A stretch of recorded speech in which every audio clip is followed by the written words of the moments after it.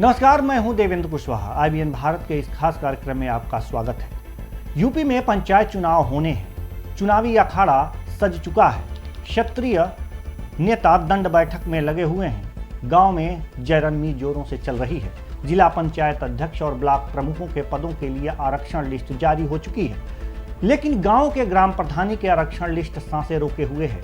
हमारे गंवई नेता इसी उधेड़-बुन में बहुत कुछ बचाते बचाते गंवा चुके हैं। चौराहे पर चाय का दौर चल रहा है, चर्चा भी चल रही है। कुछ लोगों की दातून यानी कि ब्रश भी चौराहे पर होने लगे हैं। अब सबको अपना अपना महत्व समझ में आ रहा है। साथ ही नेताजी लोगों का महत्व समझना पड़ रहा है और चुनाव तक तो समझना ही पड़ेगा। अब तो चौराहे पर घर के चाकरों की पूछ हो रही है। अगेलू भगेलू सभी की चर्चा हो रही है। कौन किधर जा रहा है, किन से मिल रहा है, सब पर सबकी निगाहें हैं। साथ ही कौन किसका चाय पी रहा है, किसका चाय मना किया जा रहा है, इस पर भी चर्चा होने लगी है।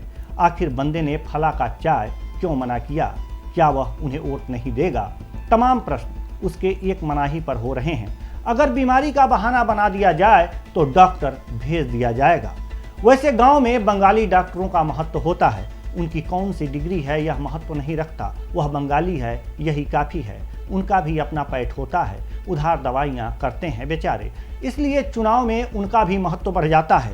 कम से कम 50 वोट तो इधर उधर कर ही देते हैं। उनके कब्जे में महिला वोटरों की संख्या अधिक होती है। अब यह मत पूछिएगा कि क्यों, क्योंकि इसका पता नहीं लगाया है मैंने। इसका पता बाद में लगा लिया जाएगा। इस वक्त यह महत्वपूर्ण है कि किसके पास कितने वोट हैं। मैं जो कह रहा हूँ उसे मान लीजिए एक आदर्श नेता की तरह, वरना मुझे क्या, आपको पछताना पड़ेगा। चुनाव हारने या जीतने के बाद देख लिया जाएगा। लेकिन बंगाली डॉक्टर को अपने कब्जे में लेना काफ़ी टेढ़ी खीर है। बंगाल से आया है बेचारा, दूसरे के मकान में रहता होगा। अगर मकान मालिक दूसरे पार्टी का सपोर्ट कर रहा है तो मामला बिगड़ जाएगा। इसलिए यह ध्यान में रखने वाली बात है। बात वोट की चल रही है। वोट कैसे मिलता है तो इस पर भी चर्चा कर ली जाए।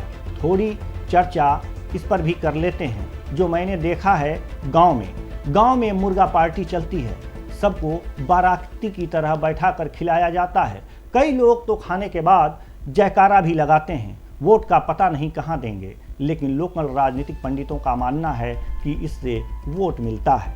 एक बात समझ में नहीं आती, अगर दूसरी पार्टी इन्हें मीट खिला दे और तीसरी पार्टी मछली, तो तीनों जगह खाने वाला शख्स किसे वोट देगा? अब यह बात मेरे समझ में नहीं आती। वैसे लोकल राजनीतिक पंडितों का कहना है कि इससे वोट मिलता है और प्रत्याशी को यह करना पड़ेगा। वैसे मेरे एक मित्र ने कहा था कि अगर कोई व्यक्ति दारू पीता है और सभी जगह खाना खाकर वापस लौटे और तीसरी पार्टी उसे दारू पिला दे तो वह व्यक्ति उसे वोट देगा।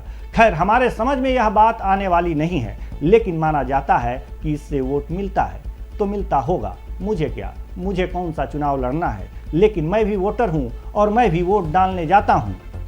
ऐसे में अपना किराया भाड़ा लगा के जाता हूं, वोट डाल कर आता हूं, लेकिन मुझे ऐसा कोई सौभाग्य कभी नसीब नहीं हुआ। क्या करें। वैसे अभी यूपी में पंचायत चुनाव की तारीख घोषित नहीं हुई है, लेकिन हाईकोर्ट ने निर्देशित किया है कि 30 अप्रैल से पहले पंचायत चुनाव संपन्न करा लिए जाएं। यूपी सरकार बोर्ड परीक्षाओं से पहले चुनाव कराने के प्रयास में है। बोर्ड की परीक्षाएं 24-25 अप्रैल से शुरू हो रही हैं। ऐसे में परीक्षा से पहले यह चुनाव होने की संभावना है। सरकार ने स्पष्ट कर दिया है कि सीटों का आरक्षण रोटेशन क्रम में होगा, अर्थात जहां आरक्षण नहीं था वहां आरक्षण लागू होगा और जहां 2015 में सीटें आरक्षित की गई थी वह सीट या तो दूसरे वर्ग के लिए आरक्षित होगी या फिर अनारक्षित रहेगी।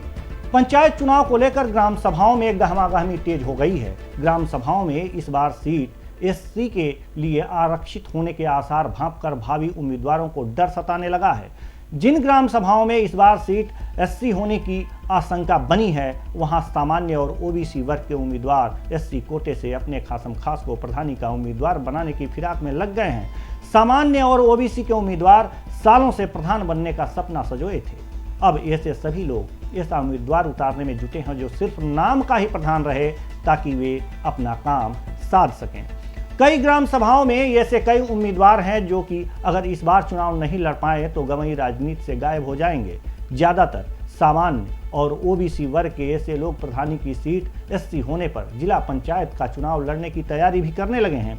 ग्राम सभाओं में सीट एससी के लिए आरक्षित होने की आशंका से उम्मीदवारों का समीकरण भी बदल गया है। बैठकबाजी भी तेज हो गई है। सीट एससी होने की उम्मीद में पूर्व प्रधानों और सामान्य एवं ओबीसी पद के उम्मीदवारों से भी एससी उम्मीदवारों ने अब संपर्क बढ़ाना तेज कर दिया है। वैसे तो सरकार ने जिला पंचायत अध्यक्ष और ब्लॉक प्रमुखों के लिए आरक्षण सूची जारी कर दी है, लेकिन अभी जिला पंचायत सदस्य और क्षेत्र पंचायत सदस्यों के लिए सीटों का आरक्षण सूची आनी बाकी है। वो भी जल्द आ जाएगी। जिला पंचायत अध्यक्ष और ब्लॉक प्रमुखों का चुनाव सीधे जनता द्वारा नहीं किया जाता। इसका चुनाव चुने हुए प्रतिनिधि करते हैं और आपको बताऊं कि इसमें तो सदस्यों का अपहरण तक हो जाता है। तमाम समाचार माध्यमों के जरिए यह आपको सूचना मिल ही जाती होगी। ब्लॉक प्रमुखों के चुनाव और जिला पंचायत अध्यक्ष के चुनाव में ऐसी बातें अक्सर सामने आती हैं। आपको बता दें, प्रदेश में 75 जिला पंचायत अध्यक्ष, 821 क्षेत्र पंचायत अध्यक्ष या ब्लॉक प्रमुख और 59,074 ग्राम पंचायत हैं जिनका चुनाव होना है। यूपी की पंचायतों का कार्यकाल 25 दिसंबर 2020 को ही खत्म हो गया था। 26 दिसंबर को सभी ग्राम पंचायत पूर्णतया भंग कर दी गई थी। हालांकि कोरोना काल और परिसीमन की वजह से पंचायत चुनाव कराने में देरी हुई। इस बार के पंचायत चुनाव में कई नए दलों के प्रत्याशी भी उतरेंगे। आम आदमी पार्टी, शिवसेना और AIMIM ने भी पंचायत चुनाव लड़ने का ऐलान किया है। इस बार पंचायत चुनाव पेपरलेस कराने की तैयारी है। उम्मीदवारों के नामांकन से लेकर काउंटिंग तक का ब्यौरा ऑनलाइन उपलब्ध करवाया जाएगा। इसके साथ ही चुनाव ड्यूटी के लिए कर्मचारियों का ऑनलाइन ब्यौरा भी तैयार होगा। यूपी में शहरीकरण की वजह से बदले ग्राम पंचायतों के स्वरूप को देखते हुए रैपिड सर्वे की फिर से तैयारी है। हालांकि यह रैपिड सर्वे वर्ष 2015 में करवाए गए रैपिड सर्वे में वार्डों के स्तर पर तैयार आंकड़ों के मुताबिक होगा। यह बदला हुआ फार्मूला इसलिए तैयार किया गया क्योंकि हाल फिलहाल तेजी से बनी नगर पंचायतों और शहरी निकायों के सीमा विस्तार की वजह से ग्राम पंचायतों के पुराने स्वरूप में बदलाव हुआ है। पंचायती राज विभाग ने हाल ही में पंचायत चुनाव में आरक्षण की अधिसूचना जारी कर दी। इसके बाद से ही सवाल उठ रहे हैं कि जब तमाम ग्राम पंचायतों का स्वरूप शहरीकरण की वजह से बदल गया है तो ओबीसी आरक्षण कैसे तय किए जाएंगे।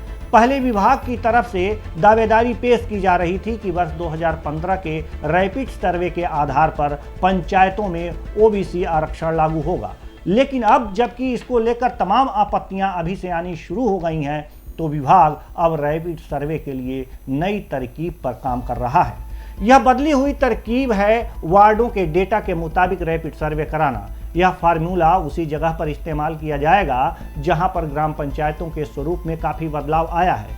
विभाग से मिली जानकारी के मुताबिक जल्द ही जिलों को इस तरह का रैपिड सर्वे करवाने के आदेश जारी कर दिए जाएंगे, जिसके आधार पर पंचायतों का आरक्षण तय किया जाएगा।